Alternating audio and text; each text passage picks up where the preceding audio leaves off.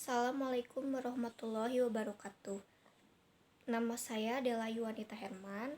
Saya dari kelas B semester 6. Saya akan membahas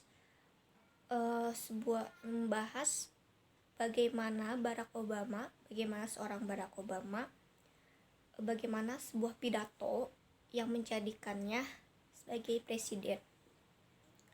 Pidato ini pertama kali sampaikan di hadapan publik, di hadapan warga Amerika, yaitu pada tahun 2004. Lalu bagaimana kisah Obama hingga ia terkenal dan bahkan kemudian ia disebutkan sebagai tokoh fenomenal. John S. Jackson dari Southern Illinois University, Carbondale, Illinois, melukiskannya dalam makalah beliau yang berjudul The Making of a Senator, Barack Obama and the 2004 Illinois Senate Race pada Agustus 2006. Ia menyebutkan dalam pemilihan Senat Amerika Serikat tahun 2004 di Illinois, Obama sudah menjadi bagian penting dan sudah menjadi bagian dari sejarah penting politik Amerika Serikat. Proses pemilihan Senat di Illinois itu sendiri sudah menjadi tonggak penting karir politik Obama. Proses pemilihan di Illinois ini disertakan oleh Jackson seperti mengulang fenomena ketika pemilihan Senat Illinois yang pernah terjadi tahun 1858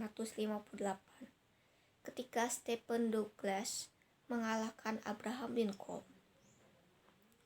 Obama pun sempat kalah pada pemilu Senat sebelumnya di Illinois.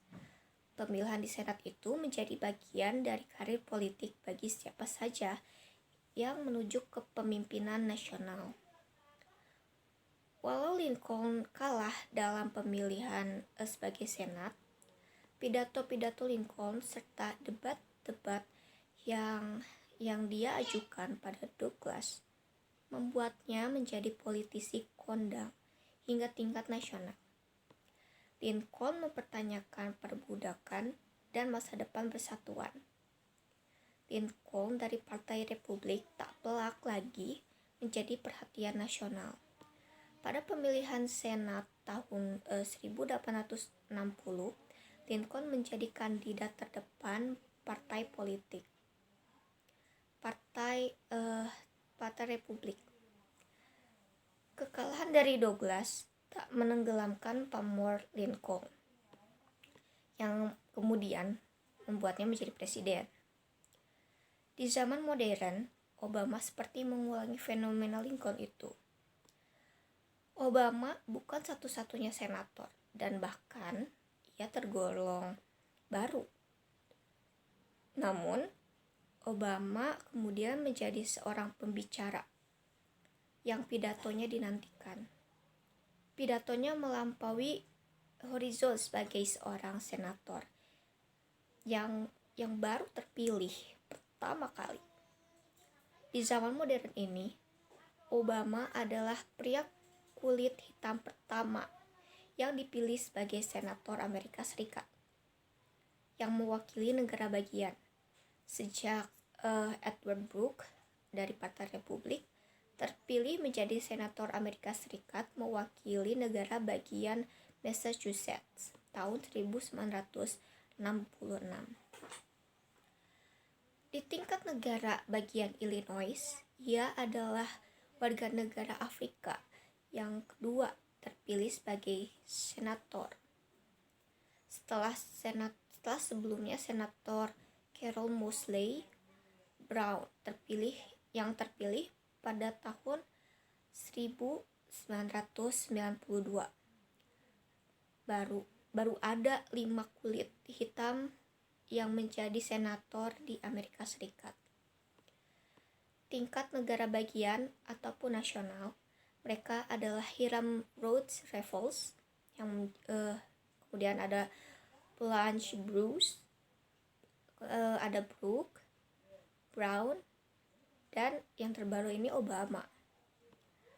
Obama adalah salah satu dari senator keturunan Afrika yang paling populer dalam sejarah Amerika Serikat. Namun, fenomena Obama bukan saja karena ia politisi Amerika Afrika. Lebih dari itu, dan ia menjadi figur politik kaliber nasional karena kemampuan pribadinya. Talenta ini terpatrik ketika ia berpidato pada konvensi nasional Partai Demokrat di Boston pada bulan Juli tahun 2004. Padahal tahun tersebut, yakni tahun 2004 ini, Obama sama sekali tidak dikenali orang-orang. Beliau sama sekali tidak diketahui oleh warga negaranya siapa itu Obama. Obama benar-benar newbie, benar-benar orang baru. Kemudian ia mendapatkan kesempatan dalam pidato tersebut untuk memperkenalkan siapa dirinya kepada dunia. Pidato dibuka dengan menceritakan siapa dirinya melalui kisah keluarganya, dari mana ia dibesarkan.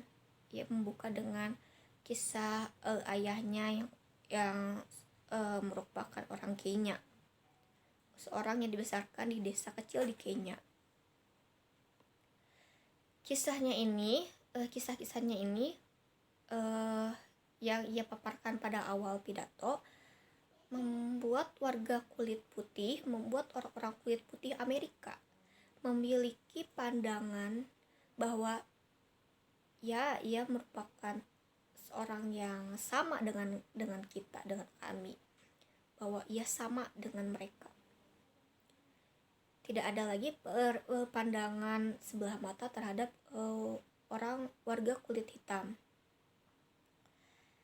Ia memberikan pandangannya yang menunjukkan betapa simpatinya ia terhadap warga yang menderita. Seperti jika ada anak yang tidak bisa membaca, atau jika ada seorang kakek-kakek yang begitu miskin, itu membuat dirinya lebih miskin. Seperti ia merasakan penderitaan dari warga Amerika ini gitu. Terus dia seperti mengakui sisi dirinya bahwa ia adalah seorang penjaga.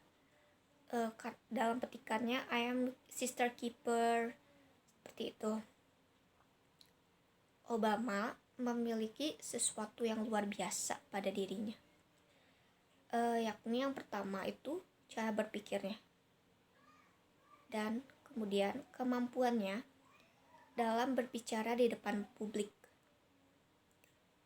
yang membuat pidato ini begitu meyakinkan, yakni melalui kisah ia begitu menyukai cerita-cerita, ia seorang pencerita yang di dalamnya ia menekankan pengulangan yang membuat pendengarnya terbuka dan setuju dengan apa yang ia bicarakan, dengan cara berpikirnya.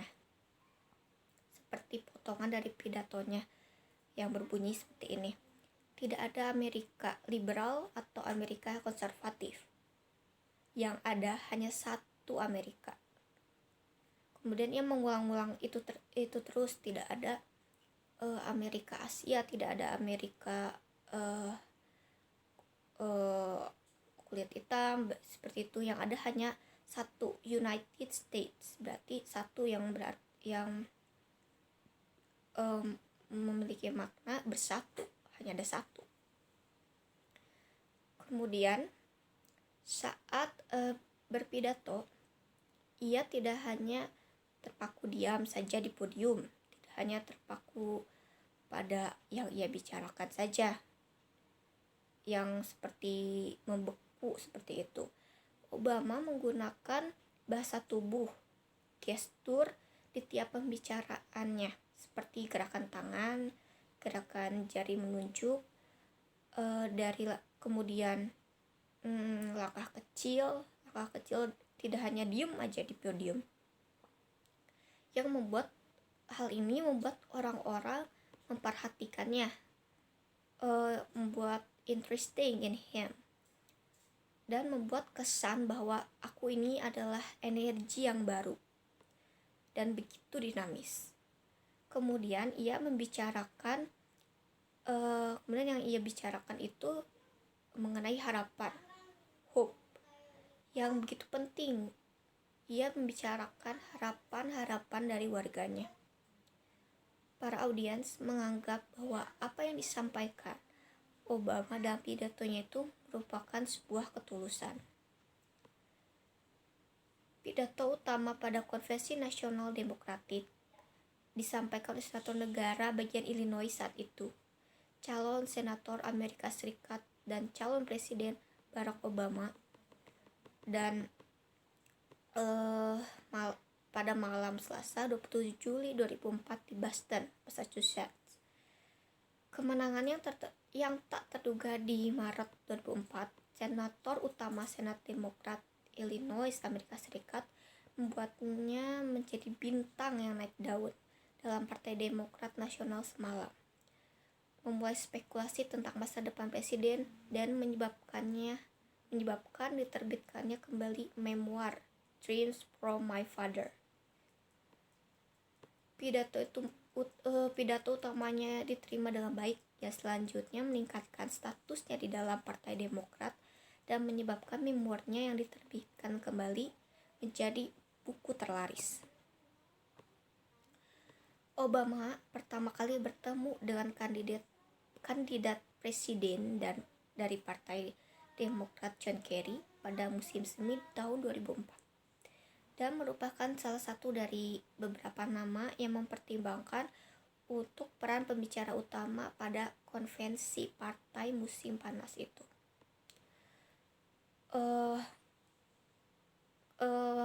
Apa yang membuat pidatonya itu dianggap sebagai pidato yang tulus, karena pidato ini ia sendiri yang menulis. Ia sebagian besar menulis pidato sendiri dengan suntingan kemudian dari kampanye Presiden Kerry. Disampaikan dalam waktu kurang dari 17 menit. Pidatonya mencakup sketsa biografi Obama, visinya tentang Amerika, dan alasan dukungannya pada Kerry untuk kepresidenan. Tidak seperti hampir semua alamat utama konvensi sebelumnya dan selanjutnya, ini tidak disiarkan secara komersial. Sejak penyampaiannya, beberapa akademisi telah mempelajari pidato tersebut, baik untuk berbagai narasi yang diuraikan maupun implikasinya untuk rekonsiliasi rasial.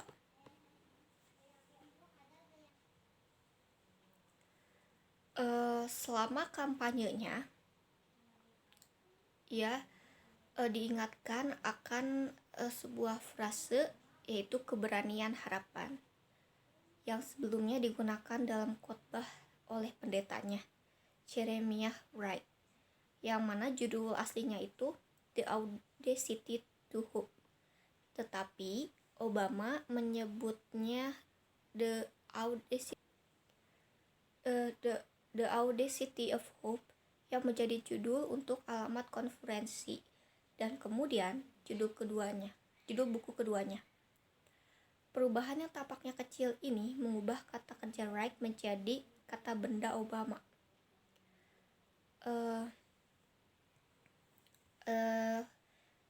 Draft pidato ini ditulis tangan oleh Obama sendiri, dan Obama dilaporkan mengerjakannya selama 2 minggu.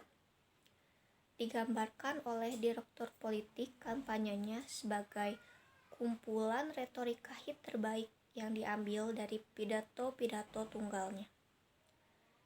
Obama juga menyaksikan dan membaca pidato-pidato utama sebelumnya dalam proses tersebut. Sebelumnya, awalnya itu diberikan waktu hanya 8 menit untuk berbicara. Pidato Obama yang telah selesai berjalan selama 20 menit yang mengarah pada 2 minggu suntingan lagi dengan para penasihat yang membawanya menjadi 17 menit. Kemudian satu laporan menunjukkan bahwa sekitar 3/4 dilaporkan telah dibiarkan utuh setelah suntingan kampanye Kerry. Jadi si pidatonya ini tuh setelah disunting-sunting, ditimang-timang oleh berbagai banyak pertimbangan, jadilah pidato yang hanya 17 menit ini. Namun selama 17 menit ini merupakan pidato yang begitu berarti, yang begitu mendobrak sebagai titik tonggak puncak karirnya Obama yang sebelumnya tidak diketahui menjadi begitu diketahui bukan hanya di Amerika Serikat saja, melainkan diakui di seluruh dunia bahwa pidato-pidato dari Obama, terkhususnya itu pidato tahun 2004 ini merupakan pidato yang begitu luar biasa selama perjalanan karir Obama. Sementara setelah menyampaikannya, Obama mengakui bahwa stafnya dan Kerry telah lama meninjau pidato tersebut, mencatat bagaimanapun bahwa ia bangga telah menulisnya sendiri bersama dengan sebagian besar pidatonya yang lain.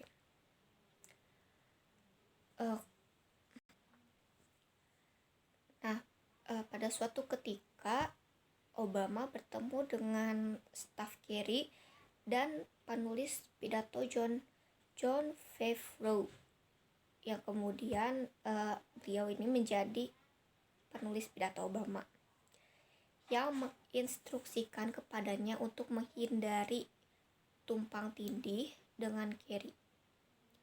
Sebuah kalimat harus diubah, kalimat yang terlibat. Kemudian kalimat yang begitu fenomenal ini, yang begitu diingat oleh siapa saja yang mendengarkan pidatonya pada saat itu, sebuah potongan yang begitu menyentuh, yaitu kita bukan negara merah dan negara biru. Kita semua orang Amerika berdiri bersama untuk merah, putih, dan biru. Ini adalah untuk menyimpulkan paragrafnya tentang negara merah dan negara bagian biru. Tetapi sebaliknya digunakan oleh Kerry sebagai seperti potongan yang ia sampaikan. Mungkin beberapa orang hanya melihat kita sebagai terbagi menjadi negara bagian merah dan negara bagian biru. Tetapi saya melihat kita sebagai satu Amerika, merah, putih, dan biru. Namun potongan-potongan ini tidak jelas apakah ini sudah ada di dalam pidato Kerry. Tapi terlepas dari itu, pengangkatannya ini membuat Obama marah.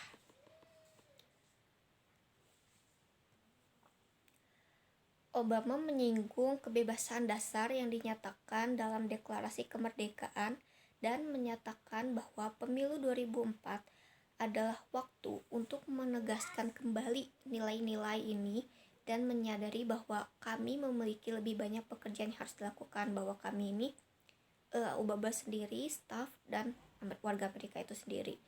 Dia kemudian menyebutkan beberapa orang Amerika yang ia temui dan berjuang dengan pekerjaan, perawatan, kesehatan, dan pendidikan.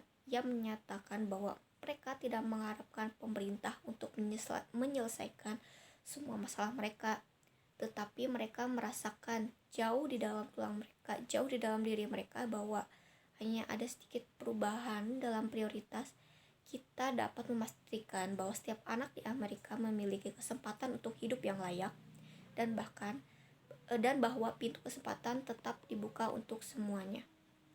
Pidato inilah yang menjadikannya terkenal, dan pidato luar biasa ini menggugah hati warga Amerika Serikat yang kemudian menjadi tonggak titik karir, tonggak kesuksesan dari Obama dalam titik karirnya hingga menjadi seorang presiden yang luar biasa bagi warga Amerika Serikat. Sekian, wassalamualaikum warahmatullahi wabarakatuh.